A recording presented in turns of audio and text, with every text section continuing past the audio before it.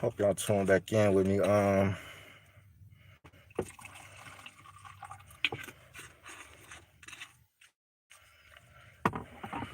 Making the last live video made me think of a.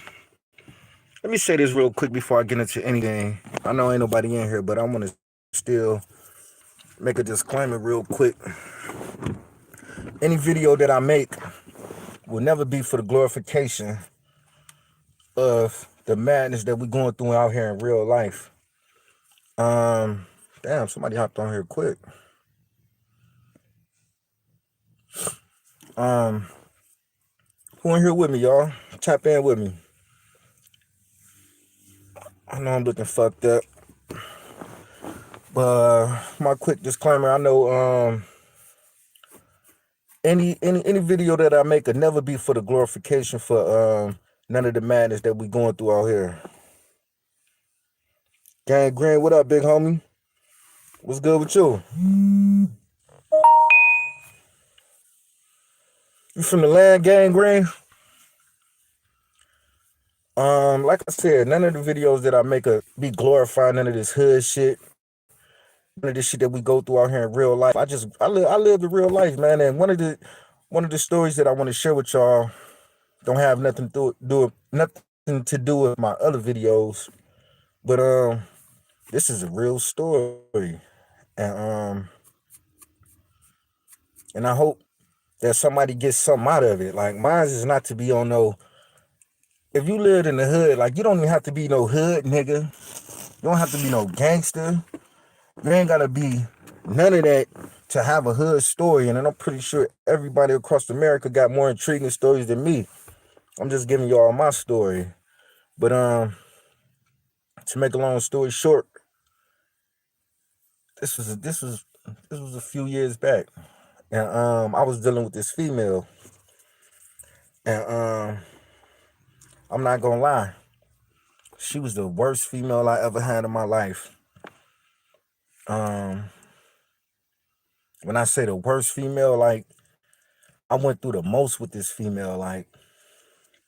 And before I get into the story, and I'm not trying to drag or bash women because I love my beautiful black women. I love women, period. So don't think I'm dragging women. But this particular young lady, she was the worst type of female for me. We was together for like a year or two. And when I met her walking. I was at the bus stop. She was walking up St. Clair. I seen her. She was a bad little motherfucker. I'm on St. Clair. I met her on St. Clair. Knock her off. We exchanged numbers. Shortly after that, we never left each other's side. I was in the streets hustling. And the shit's so crazy. Mind you, like, this story is a true story, and I'm not worried about getting indicted because that shit, I didn't. So, no. But I was hustling at the time, petty hustling at the time. And when I met her, my stepfather, he had he smoked crack. And at the time I was going through some things.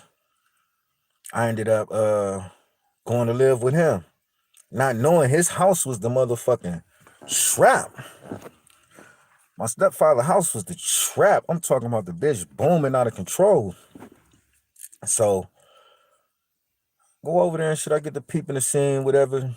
And I'm like, damn, this licks in and out this motherfucker.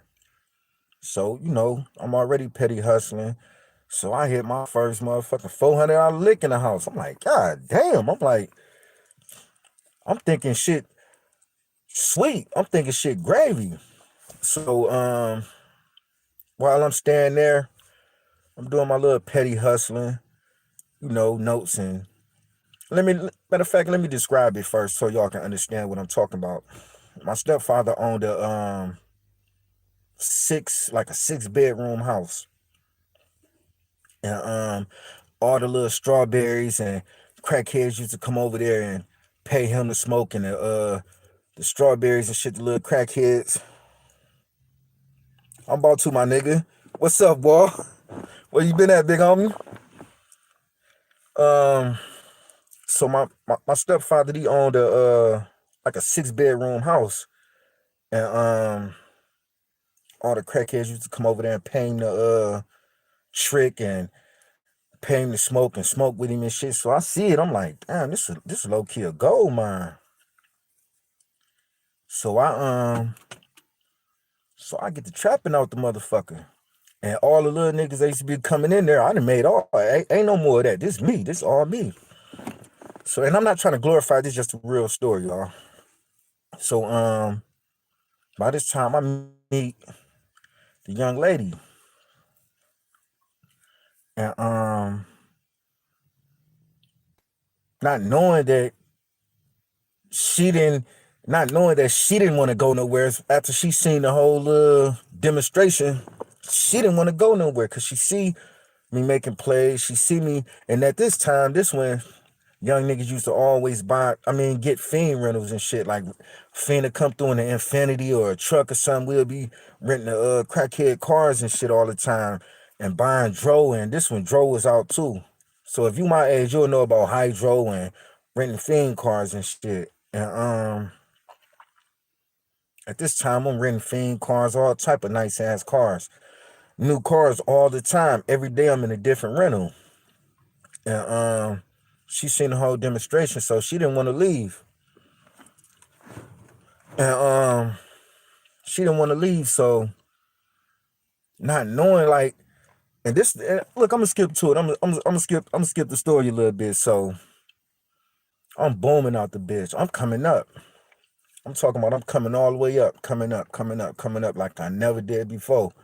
Went from petty hustling to coming up. So by this time, I done stacked some bands. Like I'm up, and something told me like, man, the police about to run up in this motherfucker. Like it's too hot. It's too much traffic. Too much traffic every day, every single day, all night, all day. So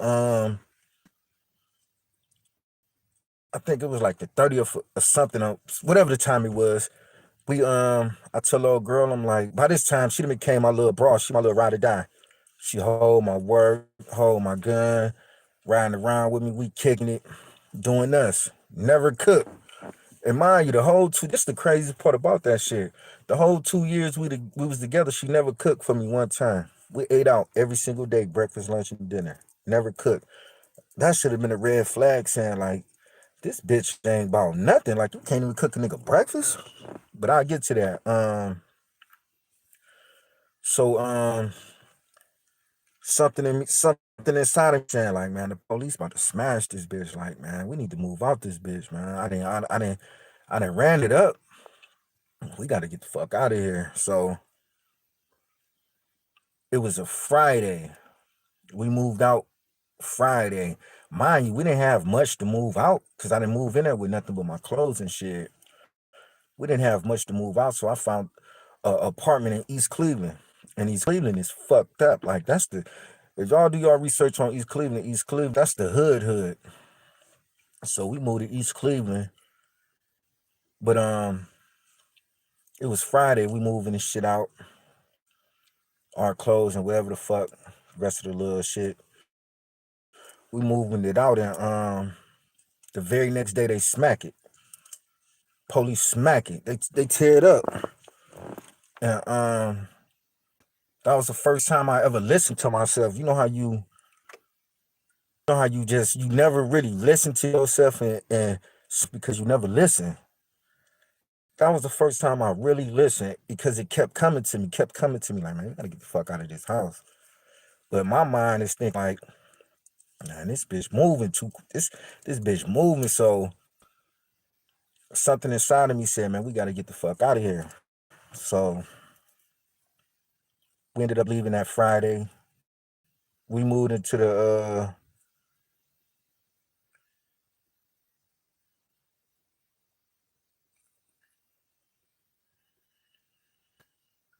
real shit. Real shit. The gut don't lie. So like I said, we packing the shit up on a Friday, and we move out that Friday night, that very next morning, they smack it first thing in the morning.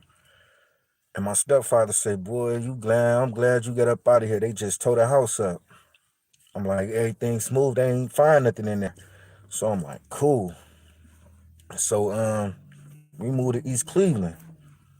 And I ain't want nobody to, I'm in a whole different area, whole different neighborhood. Don't nobody know me. Even though I went to school in EC, I went to Shaw, but don't nobody know. I ain't want nobody to know what I was doing.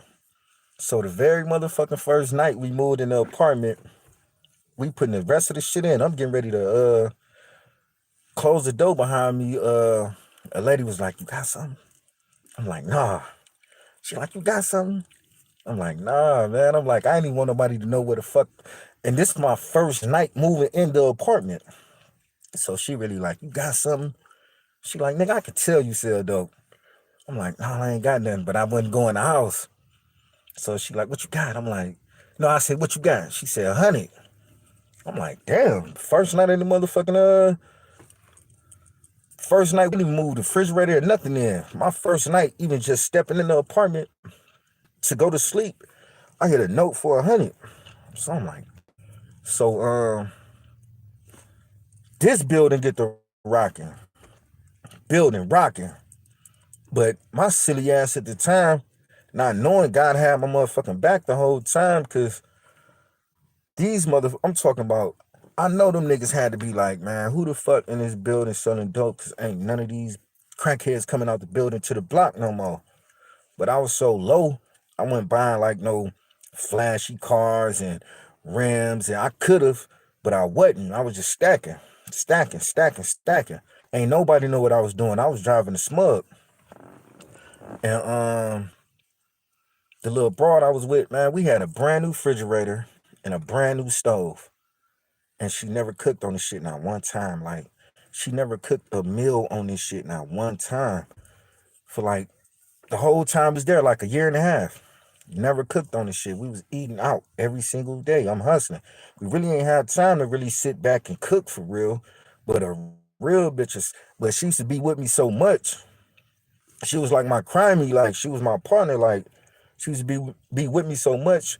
I can see why she didn't cook, but a real female to be like, "Go ahead, I'm gonna cook. I have your meal prepared, whatever the fuck." But she never cooked not one time, man. That shit, I spent a lot of money just thinking about just food alone, weed and food alone. I spent a lot of money. But yeah, so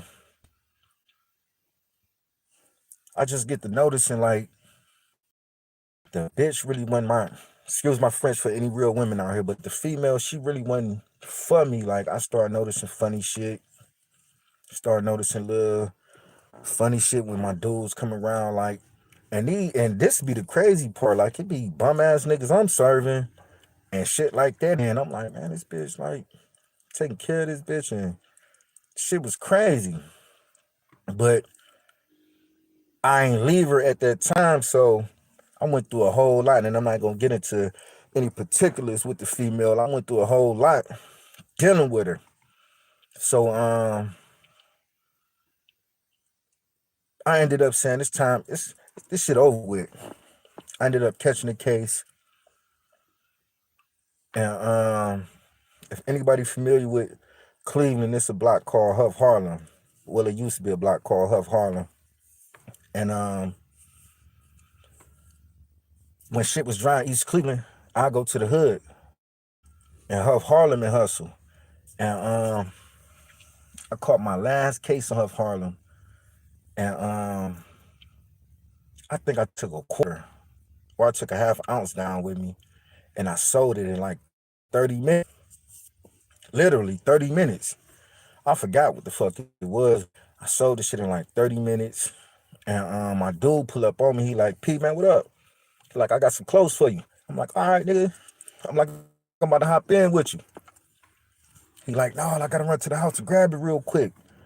So I'm like, "All right, I'm right." I had 2 stones left in my mouth in plastic. And Fight smacked me. And mind you, the money looked like I got $1 million in my pocket because it's all drug money. They put the shit on the car and shit. people riding past looking like I'm some type of kingpin, but it wasn't really. It was probably like $800-900, if that, $700-800-900 that I made in 30 minutes though. So I'm gonna get to the juicy part of the story. Just bear with me, y'all. So that was the last case I caught. And I'm like, damn, did this nigga set me up? But that's what I'm thinking. Like, did this nigga set me up? But no, that's my nigga. He ain't set me up. So I should have just got in the fucking car with him and left though. But I'm thinking like I had two big ass. It probably was like 40, like probably like $80 worth of dope. And I had it in my mouth. So the vice, they smacked me, take me to jail and shit. I get out. And I'm like, fuck that, man. I ain't hustling no more. Like something in me was like, man, I'm done with this shit. Like, tired of going back and forth to jail and shit. I'm like, I'm done with this shit. Like, I done spent a lot of money while I was in the county. Soon as I got out, I paid my back rent and the rent for the month without making no money. I'm like, man, I gotta find something. Like, I'm not hustling no more. I'm tired of this shit. Like, so one day, just to fast forward, I'm dead broke. I'm popped. And I'm fast forwarding the story. And for anybody that's out there that's selling dope right now, y'all gonna be mad at me. Or if any nigga that's trying to come up, y'all gonna be mad at me when I say this shit. So one day you broke when you so bored and you in the house ain't shit on TV. It's not nothing on TV. I'm so broke. I open up the Bible, and I'm not no Bible thumper. I just be open it up sometimes and read it. Like, I'm so broke, I get to reading the Bible. I don't even remember what I was reading. But that's how broke and disgusted I was. I'm like, damn, I need God. That's how broke I am. So I open up the Bible and I read a few scriptures or whatever. And as soon as I close it, I'm talking about, the shit was so crazy. I'm talking about, it seemed like they waited for me to close the Bible to ring my doorbell. In the backtrack, to give y'all an understanding where I'm going with it, after I left the old girl alone, I used to see her all the time, riding around with this son nigga in a Lexus and shit, a white drop top Lexus. I knew he was doing something, and I used to see her with this light-skinned chick riding around with the nigga all the time, driving his car and shit. I'm like, okay, I don't care. You know what I'm saying? So the day they rung my doorbell, I go to the door and shit in my apartment building. You know, you ring the doorbell, you go down and see who it is. It's her and the light-skinned girl. And I'm not gonna lie, the light-skinned girl was bad as a motherfucker. And the chick that I was talking to, she was all right, but the light-skinned chick, she was cold. And they was like, what's up? Can I come in? I'm like, oh man, I ain't fucking with you. So she go in her purse and she pulled the shit out. To me, it looked like a half a brick. She give it to me, like literally. And then the other chick, she go in her little purse and shit and pulled out 4 motherfucking ounces. You know, at the time, I'm thinking like a nigga, I snatched this shit. Please don't be mad at me, street niggas, hood niggas, after I tell y'all this shit. And I'm broke as a motherfucker. I'm talking about I'm dead pop. So I snatched the shit. I'm like, man, where the fuck y'all get this from? They was like, and they was in the nigga car. The nigga Lexus parked in front of my building.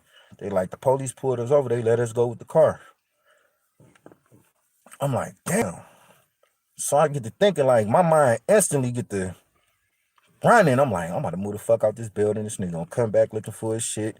I already know who I'm about to drop this shit to. I'm about to set up here. I'm about to, all type of shit running through my mind. And something just said, man, that shit back, man. I ain't never hustled that much work. I never made it to that much work that they was giving to me. I never made it to that amount of work hustling. And it just fell in my lap one day. So some say, man, get this shit back, man. So I gave the shit back and said, man, get the fuck off my mother. I said, get the fuck out. Basically kicked them hoes out the little hallway and shit. I'm like, man, don't come back over here no more. And even though I was dead pop, I felt something good, like damn, like a big ass cloud was just lifted. Like, even though I was dead ass pop, no money, no nothing. So all was left and shit. I go back and look in the refrigerator and everything. Like, damn, I'm fucked up. And that's really like, I can get into it a little bit more, but I don't want to say no names and shit. Like, matter of fact, I will. I'll get into it a little bit more since I got a few people watching, a couple people watching. So one of my best friends, no, that ain't how it happened. Matter of fact, I had $7 motherfucking dollars. And it's just facts, y'all. It's just facts. I will not lie. Like I said, I hope somebody gets something out of this. Like, I had a homie, I had $7. I was going to the gas station to get something. I don't know what the fuck. But I had $7 in my pocket. And a dude walk up on me like, I got these CDs for you. And I'm like, man, I don't want no motherfucking CDs. I'm broke as fuck. But he had like $40 worth of CDs. He like, man, just give me $15 for them.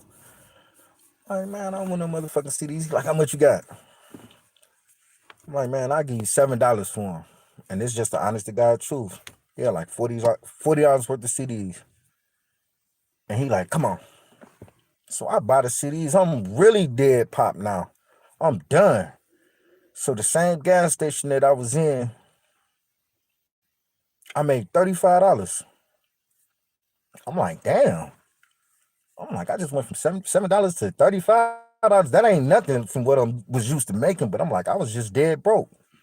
So an OG of mine, a real life OG. What up, Cut? So you already know about East Cleveland. I'm from Star, big homie. But yeah, so I make $35. So I had like 4 CDs left. I'm like, damn, this was cool. So one of my big homies, I'm talking about a big homie from the hood. Big homie from the hood. I'm like, man, what's up? And I can say his name because he run record label. He ain't in no street. I say, what up, Troy? He like, what up? I'm like, man, what's up? Buy some CDs from me. He like, man, I'm going to buy some CDs right now. I'm like, he like, man, you need to come with me, man. He can put you on the CDs and shit. I'm like, man, I ain't selling no motherfucking CDs. I just doing this shit just to do it. And I was used to hustling and making money, like, so I'm like, man, I ain't about to be out here selling no motherfucking CDs. Like, what the fuck I look like? So he like, I'm telling you. So I ended up going with him. I go to this nigga basement. His shit stacked full of CDs. So just on the strength of him, I'm like, he like, yeah, this my young nigga. Putting it together. So for $35, this nigga sold me like $150 worth of motherfucking CDs. I'm like, damn. So I'm like, you know, I'm used to hustling. I'm used to flipping. So I'm like, $35, nigga sold me $150 worth of CDs. Even if I make 100, that's good money. So I buy the shit, go back to the same gas station, make $120. I go back to the nigga by myself now. I spend a whole 120. He give me like $350 worth of CDs.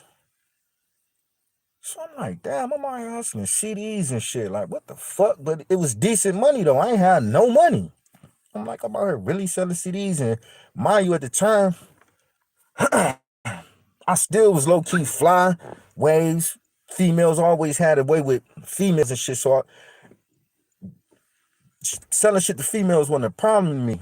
And then the local little niggas that was hustling and shit, they was buying all the Yo Gottis and shit like that and Jeezys and shit.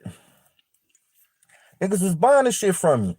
I guess I still had that same hustling salesmanship. Like niggas was fucking with me. And I'm like, damn, I'm really moving this shit. Like really selling CDs. Like I sell CDs. I went from selling dope to selling CDs. So just to make a long story shorter, I ended up making like $500 in like 3 or 4 days. And thank God, y'all. I'm gonna tell y'all the honest to God truth. Um, what's the name of that Denzel Washington movie? American Gangster. When that shit came out, that was the best thing that happened to me. This nigga had, and it was some other kids movies and shit. And everybody kept asking me, did I have that? I wasn't even selling movies at the time. So I'm hustling. So I go spend a whole 500. I spent everything that I had with the nigga. So I had like $700, but I'm putting this shit together. I had like $700 worth of American Gangsters alone. And then I had like $300 worth of kid movies and like, I think it was shit like This Christmas and shit coming out. It was Christmas movies and shit like Black Christmas movies and shit like that. And it was a couple other good movies on top of the CDs and shit. So I'm like, all right, this shit gotta go. So I'm hustling and shit. A lot of y'all not, man. And this was the holiday season. A lot of y'all not. I made like $1,500 that day selling CDs and movies. I say this shit can't be real. Can't be real. And I can go on and on and on about the little shit that I made to make. I can say it now. Once I came up off that shit, I ended up hustling weed. I ended up buying a few pounds of weed and buying cars and being able to pay my rent and shit. But that's just the hustler in the nigga. Like, and I'm not trying to glorify, but the thing that I want to say is the wrong female and how you fucked up. And not only the wrong female, you gotta watch. It was that decision that I could have made that took that work from them. And at the time I wasn't thinking like a nigga could have put a price on my head. The female, even if she was gonna tell me where, cause she was with me everywhere I went. She knew all the hoods that I be in. She knew all my spots. So a real nigga would have pressed her like, bitch, tell me where this nigga at. I wasn't even thinking like that at the time. Like, bitch, I want my shit back. And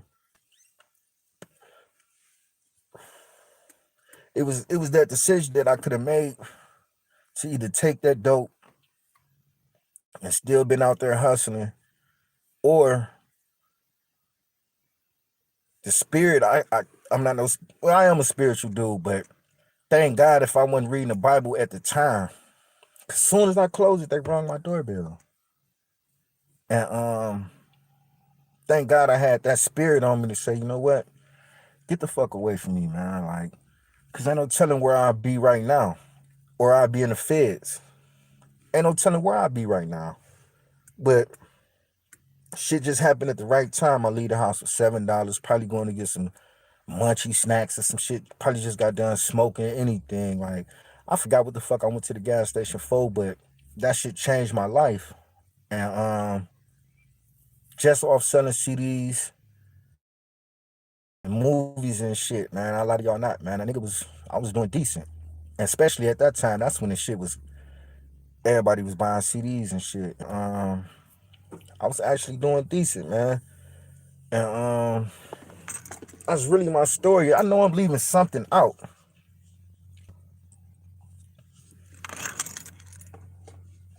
I know I'm leaving something out. But I'm leaving a lot out in regards to old girl. Like, she was the worst type of female. Like, that's what I wanted to tell y'all. When I first met her, I thought she was like, I'm like way green to her though. She was looking so gorgeous. I'm like way green to her, and she tell me she like I'm from Warrensville or some shit. And Warrensville like the Heights for any hood nigga. The Heights female is what you want. Nobody want no raggedy ass hood broad. And she said, I'm from the Heights. I'm down here visiting my grandmother. So I'm like, cool. Don't nobody know her. Ain't nobody ran through her. I got me one. Nigga. Nigga, I was riding with her a few times, man. There was so many niggas that knew this bitch. I was like, damn, bitch, where you from? I'm talking about this shit was crazy. And mind y'all, I'm not from East Cleveland. So we walked to the store one day. And if you familiar with East Cleveland, you familiar with Page. It's a street called Page. It ain't like it used to be. It was like 50 niggas outside. I was locked up in the trunk with a couple of them, but this they hood. Niggas got Moet bottles. They out there doing their thing, shooting dice in front of the store, broad daylight, on a main street.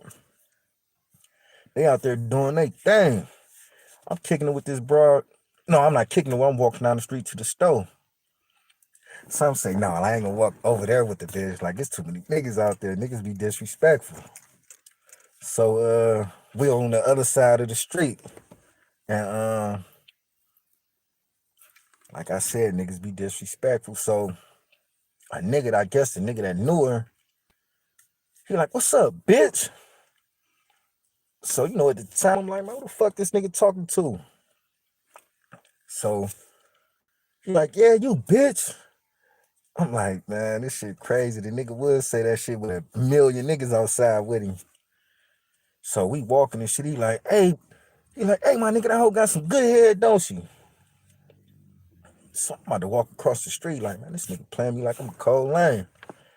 So I'm about to walk across the street. She grabbed my arm like, nah, don't worry about it. This and that and this and that. So I'm like, man, this nigga, fuck you at this point. Like, this nigga playing with me. Like, damn, you being real disrespectful to me at this point. Not knowing that this hoe wasn't shit, though. You know what I'm saying? Like, not knowing that this hoe was a piece of shit. And not only was she grabbing me because the nigga that had her, she grabbing me because a few of them niggas fuck with her. Not, I guess, well, I don't know if I was with her or not. It's hard for her to fuck with the niggas I was with her because she was with me every day. But the niggas knew her. So I'm like, man, all right.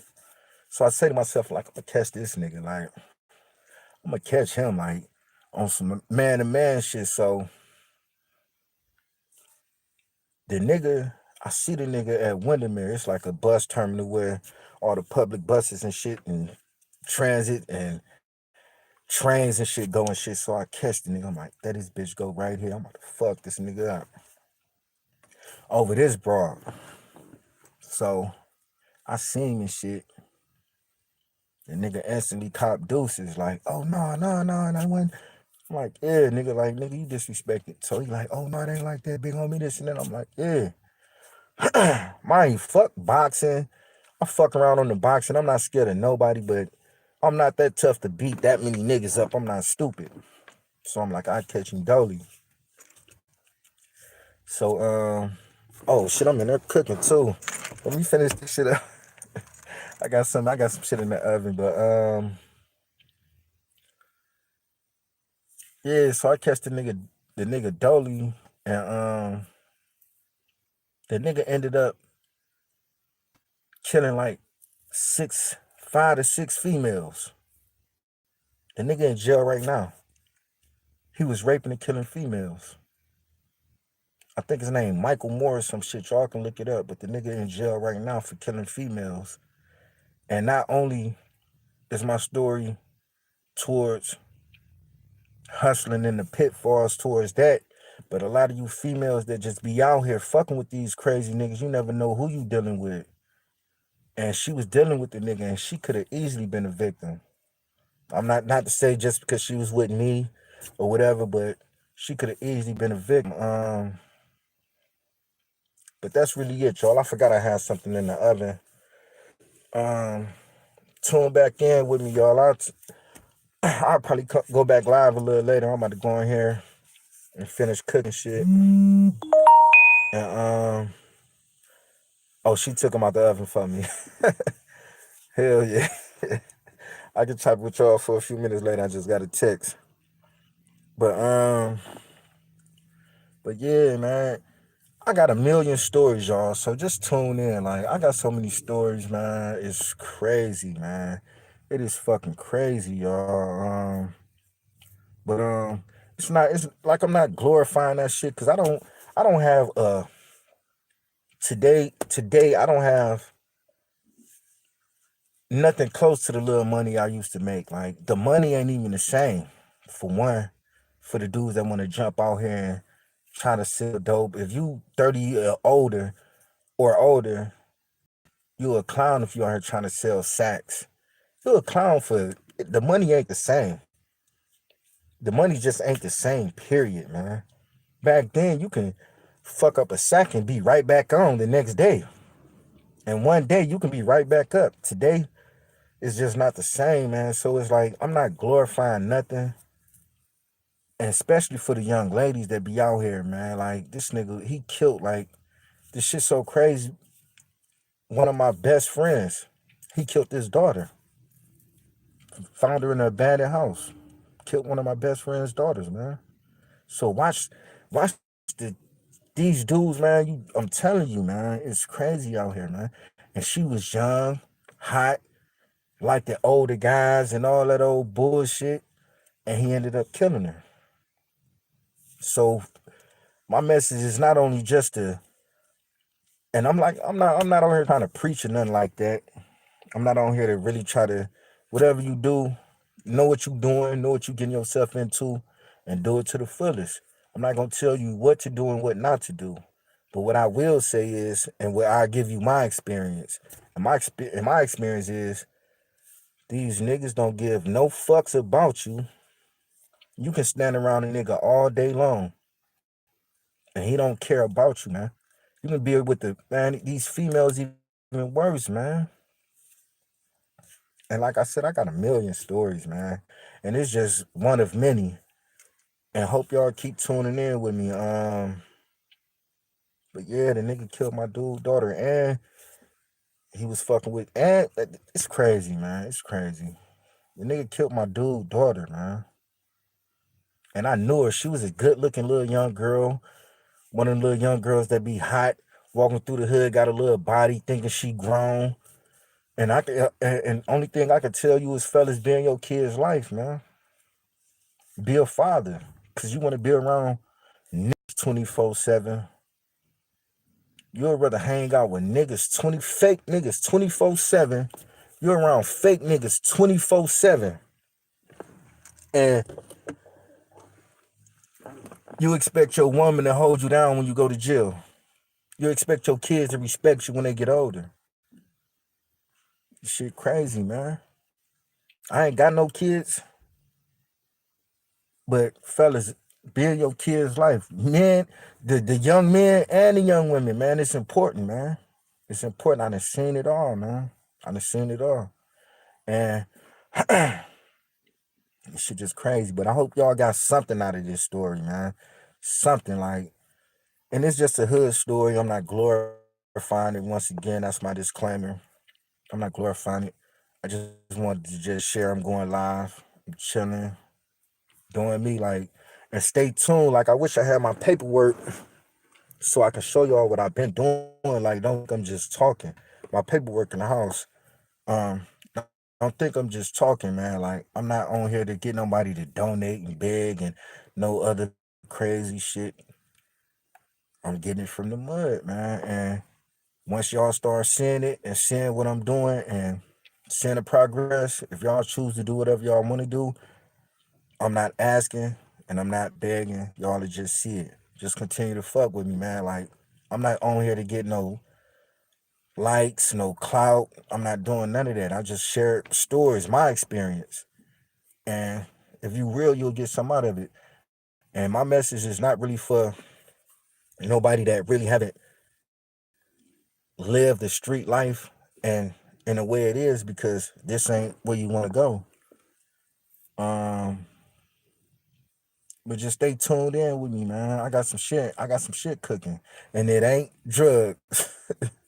I got some shit cooking, man, and it's about to be real. So just stay tuned in with me. I'm about to go in here and finish cooking this food, and if y'all can, um, like the shit though. Let me know, fuck with me. Leave a comment or something. Let me know I got some real people watching. Um, I don't know if I'm on no Facebook followers or nothing. I ain't on Instagram and all that old other shit. But money, man, I'm out, man. Keep tapping in with me. And I'm gonna show y'all my boxing skills too though. So don't think it's sweet. I'm a video of me catching and hitting the mitts. Man, I had to my Wi-Fi was fucked up. I'll do that too though, but it was crazy though, man. Like I'm going to upload that too, big homie. Just stay tuned. But when I was doing it, that's what made me think about this. I was actually gonna redo it, but that's what made me think about this story. I'm gonna do the court case part two though. It ain't gonna be as long, and just to give y'all a little bit. No, I'll wait. But it ain't gonna be as long. And I gotta watch the I guess the part one to see where I left off at. That's why I really couldn't do it because I forgot where I left off at, and didn't want to keep saying the same shit. But I thank y'all, man. Like, man, I ain't gonna tell y'all to share this shit because this for y'all. You know what I'm saying? Don't share it. This for y'all. Just like it and let me know y'all fuck with me, man. With that being said, I'm Vegas Money. I'm out, man. I'm about to go here and eat some of this food. I'll talk to y'all in a minute. Love.